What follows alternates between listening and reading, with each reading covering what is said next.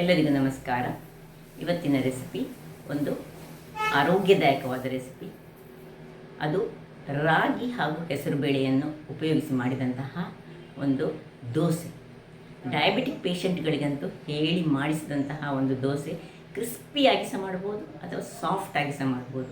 ಚಟ್ನಿಯೊಂದಿಗೆ use ಮಾಡ್ಬೋದು, ಸಾಂಬಾರಿನೊಂದಿಗೆ use ಮಾಡ್ಬೋದು, ಅಥವಾ ಏನೂ ಇಲ್ಲದೆ ಖಾಲಿ ಚಹಾದಲ್ಲಿ ಮುಳುಗಿಸಿ ತಿನ್ನುವಂತಹ ಒಂದು ರುಚಿಕರವಾದ ದೋಸೆ. ಹಾಗಾದರೆ ಯಾರೆಲ್ಲ ನನ್ನ ಚಾನಲನ್ನು ನೋಡ್ತಿದ್ದೀರಿ, ಯಾರೆಲ್ಲ ಇನ್ನು ಸಬ್ಸ್ಕ್ರೈಬ್ ಮಾಡಿಲ್ಲ, ದಯವಿಟ್ಟು ಸಬ್ಸ್ಕ್ರೈಬ್ ಮಾಡಿ ಸಪೋರ್ಟ್ ಮಾಡಿ ಅಂತ ಹೇಳ್ತಾ ಬನ್ನಿ. ಯಾವ ರೀತಿ ಈ ದೋಸೆಯನ್ನು ಎರಡು ಬಗೆಯಲ್ಲಿ ಮಾಡ್ಬೋದು. ಇನ್ಸ್ಟೆಂಟಾಗಿ ಸಹ ಮಾಡ್ಬೋದು ಅಥವಾ ನಾವು ಫರ್ಮೆಂಟ್ ಮಾಡಿ ಸಹ ಮಾಡ್ಬೋದು. ನೋಡಿ. ನಮಸ್ತೆ ಮಿತ್ರರೇ, ಇಲ್ಲಿ ನೋಡಿ, 1 ಲೋಟದಷ್ಟು ರಾಗಿ ಉಂಟು, ಅರ್ಧ ಲೋಟದಷ್ಟು ಹೆಸರು ಬೇಳೆ, ಅದರೊಟ್ಟಿಗೆ ಈ ಚಮಚದಲ್ಲಿ 2 ಚಮಚದಷ್ಟು ಕಡಲೆಬೇಳೆ, ಒಂದು ಅರ್ಧ ಚಮಚದಷ್ಟು ಮೆಂತೆ.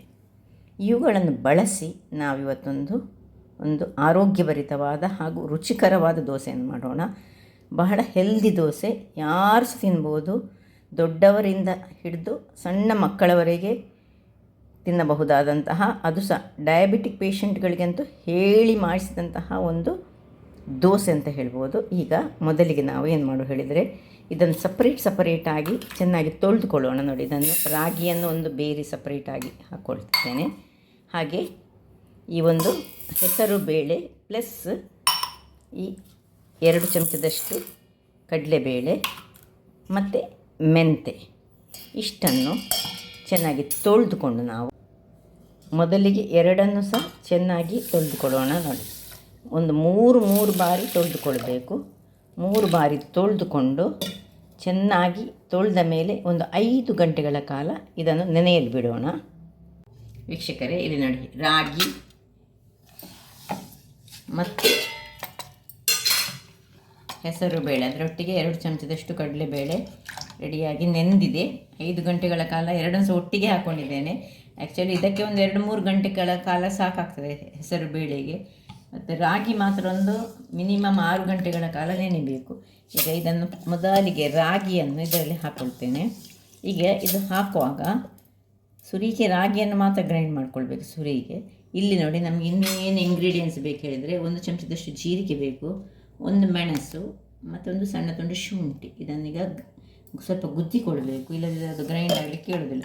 ಮೊದಲಿಗೆ ಇದಕ್ಕೆ ಸ್ವಲ್ಪ ನೀರನ್ನು ಹಾಕ್ಕೊಂಡು ಇದನ್ನು ನಾನು ಗ್ರೈಂಡ್ ಮಾಡಿ ತರ್ತೇನೆ. ವೀಕ್ಷಕರೇ ನೋಡಿ, ಇಷ್ಟು ಗ್ರೈಂಡ್ ಆಯಿತು. ಇಷ್ಟು ಗ್ರೈಂಡ್ ಆದಮೇಲೆ ಇದಕ್ಕೆ ಒಂದು ಅರ್ಧ ಚಮಚದಷ್ಟು ಜೀರಿಗೆ ಹಾಕೊಳ್ಳೋಣ, ಶುಂಠಿ ಸಣ್ಣದಾಗಿ ಹೆಚ್ಚಿಟ್ಕೊಳ್ಳೋಣ ಶುಂಠಿ, ಮತ್ತು ಸ್ವಲ್ಪ ಈ ಒಂದು ಮೆಣಸನ್ನು, ಈ ರೆಡ್ ಚಿಲ್ಲಿ ಅಲ್ಲದಿದ್ದರೆ ನೀವು ಗ್ರೀನ್ ಚಿಲ್ಲಿ ಯೂಸ್ ಮಾಡ್ಕೊಳ್ಬೋದು. ಇಷ್ಟನ್ನು ಹಾಕಿ ಇನ್ನು ಹೆಸರು ಬೇಳೆ, ಸೊ 1:2 ಹಾಗೆ ನಾವು ತಗೊಳ್ಬೇಕು. ರಾಗಿ 1 ಕಪ್ ಆದರೆ ಇದು ಅರ್ಧ ಕಪ್ಪಿನಷ್ಟು ಹಾಗೆ ತೆಕ್ಕೊಂಡು ಮಾಡಿದರೆ ಸರಿ ಆಗ್ತದೆ. ಸೊ ಇದನ್ನು ನಾವೀಗ ಗ್ರೈಂಡ್ ಮಾಡಿ ತರೋಣ. ನೀರು ಹೆಚ್ಚು ಹಾಕ್ಕೊಳ್ಳೋದು ಬೇಡ. ವೀಕ್ಷಕರೇ ನೋಡಿ, ಈ ರೀತಿ ಒಳ್ಳೆ ಫೈನಾದ ಬ್ಯಾಟರ್ ಸಿದ್ಧಾಯಿತು. ಈಗ ಇದನ್ನೊಂದು ಪಾತ್ರೆಗೆ ನಾವು ಶಿಫ್ಟ್ ಮಾಡ್ಕೊಳ್ಳೋಣ. ನಾವಿದನ್ನು ಫರ್ಮೆಂಟ್ ಮಾಡ್ತಿದ್ದೇವೆ. ಸಪೋಸು ನಿಮಗೆ ಫರ್ಮೆಂಟ್ ಮಾಡಬೇಕು ಬೇಡ ಅಂತಿದ್ದರೆ, ರಾತ್ರಿ ಈ ಮಲಗುವ ಮೊದಲು ಹೆಸರು ಬೇಳೆ ಮತ್ತು ಕಡಲೆಬೇಳೆ ನೆನೆಸಿಟ್ಟುಕೊಂಡು ಬೆಳಿಗ್ಗೆ ಈ ರಾಗಿ ಪುಡಿಯನ್ನು ಸೇರಿಸಿ ಸಹ ಮಾಡ್ಕೊಳ್ಬೋದು. ಹಾಗೆ ಸಹ ಮಾಡಿದರೆ ಚೆನ್ನಾಗಿ ಬರ್ತದೆ. ಬಟ್ ಈ ಫರ್ಮೆಂಟ್ ಆದರೆ ಅದಕ್ಕೊಂದು ಸ್ವಲ್ಪ ಆರೋಗ್ಯಕ್ಕೆ ಉತ್ತಮ ಅಂತ ನಾನು ಫರ್ಮೆಂಟ್ ಮಾಡಿ ಮಾಡ್ತಾ ಇದ್ದೇನೆ. ಸೊ ಇದಕ್ಕೆ ಸ್ವಲ್ಪ ಈಗ ನಾವು ನೀರನ್ನು ಸೇರಿಸ್ಕೊಳ್ಳೋಣ. ತುಂಬ ಬೇಡ, ನಮಗೆ ದೋಸೆ ಮಾಡಲಿಕ್ಕೆ ಅದಕ್ಕೆ ಬೇಕಿದ್ದಷ್ಟು ನಾವು ಹಾಕ್ಕೊಳ್ಳೋದು. ಬೇಕಿದ್ದರೆ ನಾಳೆ ಬೆಳಿಗ್ಗೆ ಇದನ್ನು ಹಾಕ್ಕೊಂಡ್ರೆ ಆಯಿತು.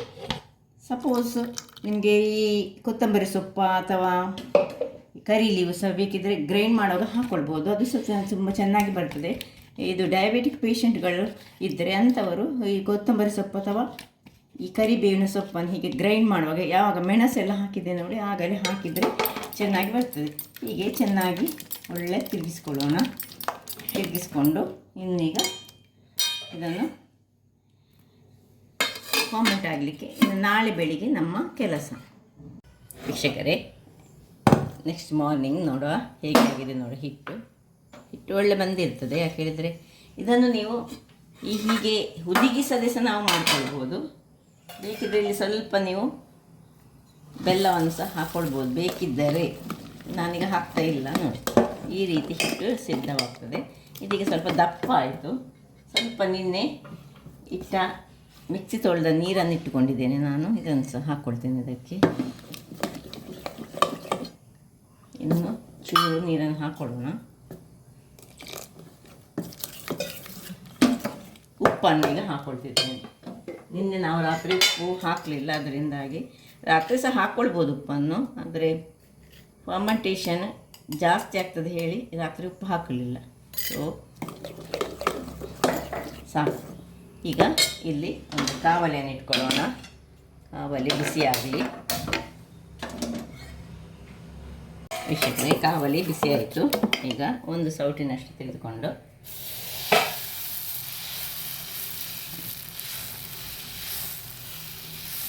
ಎಷ್ಟು ನಿಮಗೆ ತೆಳು ಬೇಕು ಅಷ್ಟು ತೆಳುವಾಗಿ ಇದನ್ನು ಮಾಡಿಕೊಳ್ಬೋದು. ಈಗ ಮೇಲಿನಿಂದ ತುಪ್ಪ,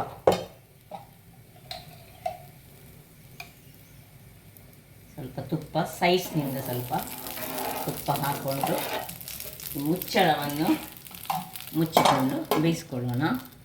ಅದೇ ರೀತಿ ಈ ಕಬ್ಬಿಣದ ಕಾವಲಿಯಲ್ಲಿ ನೋಡಿ ಸ್ವಲ್ಪ ನೀರನ್ನು ಹಾಕ್ಕೊಂಡು ಸ್ವಲ್ಪ ಚೆನ್ನಾಗಿ ಕೊಂಡು ಸ್ವಲ್ಪ ಎಣ್ಣೆಯನ್ನು ಹಾಕೊಳ್ಳೋಣ.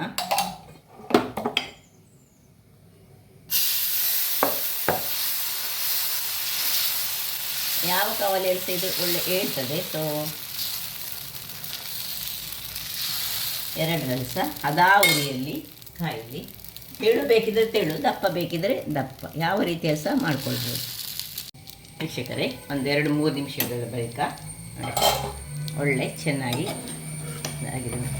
ಹೀಗೆ ಕಾಲಿ ಹೀಗೆ ತೆಗೆದುಕೊಳ್ಬೋದು. ಬೇಕಿದ್ದರೆ ಒಮ್ಮೆ ಇದನ್ನು ತಿರುವಿ ಹಾಕೊಳ್ಳೋಣ.